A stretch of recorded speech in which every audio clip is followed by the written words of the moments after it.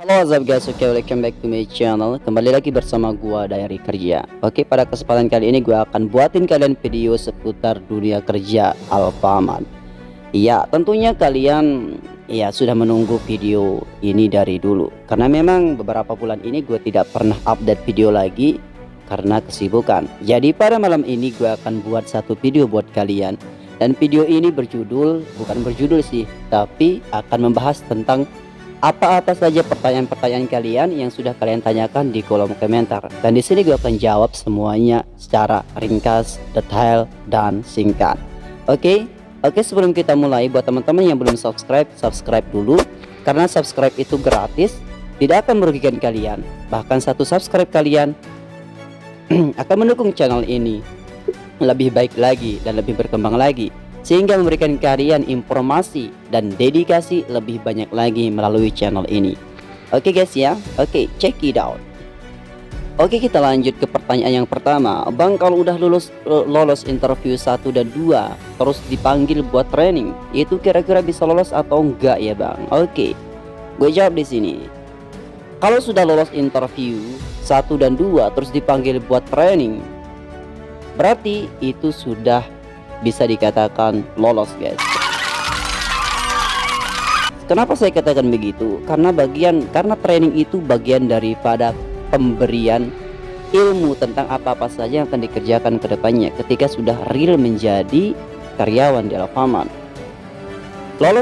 Lolos training, maka sudah dipastikan 80% itu sudah diterima kerja di Alfamart. Jadi buat teman-teman yang sudah tahap training, ya selamat ya buat kalian, karena kalian sudah mendapatkan nilai 80% lolos dari tahapan seleksi Alfamart.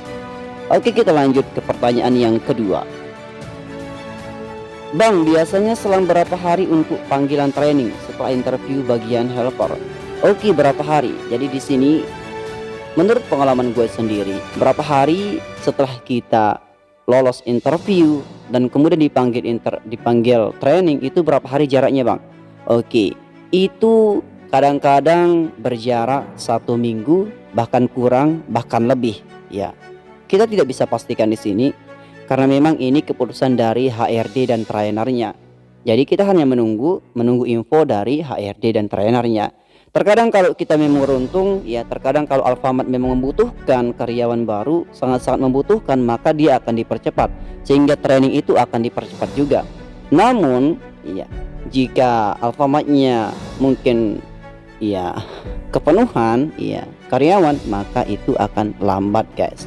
Jadi buat teman-teman yang sudah lolos interview dan mengalami keterlambatan training, sabar dulu ya, karena memang HRD Alfamart dan trainer Alfamart masih menyiapkan ya karyawan-karyawan baru, di mana posisinya dan di mana letaknya secara pasti di office Alfamart. Oke, kita lanjut yang ketiga. Training Alfamart apa-apa saja bang? Oke, gue jawab di sini ya, gue kasih tahu kalian.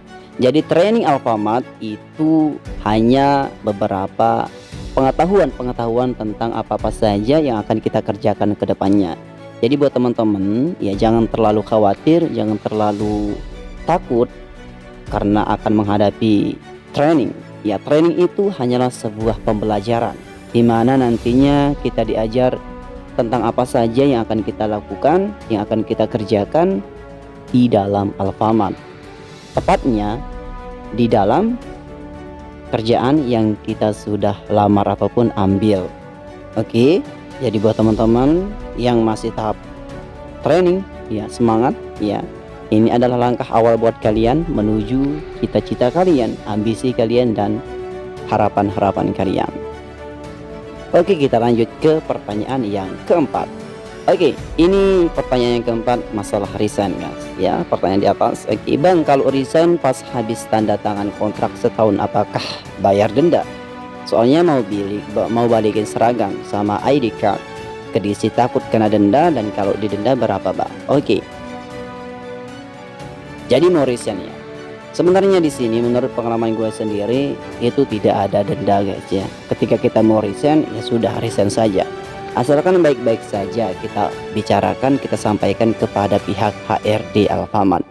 Ketika kita sudah ada alasan, ketika kita sudah ada tujuan kenapa kita resign dari Alfamart, ya sudah pasti akan diterima secara baik-baik oleh pihak HRD Alfamart, dan kita tidak akan mendapatkan denda sama sekali.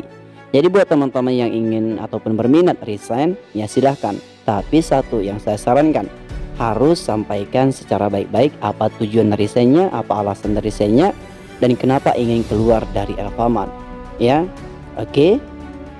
Mungkin hanya itu yang pertanyaan yang bisa saya jawab. Ya, semoga bisa dimengerti dan bisa mendapatkan ilmunya dari apa yang saya sampaikan tadi. Oke, kita lanjut ke video selanjutnya nanti melalui pertanyaan-pertanyaan yang kamu tanyakan di video ini. Saya tunggu ya. Oke, see you next time. Bye.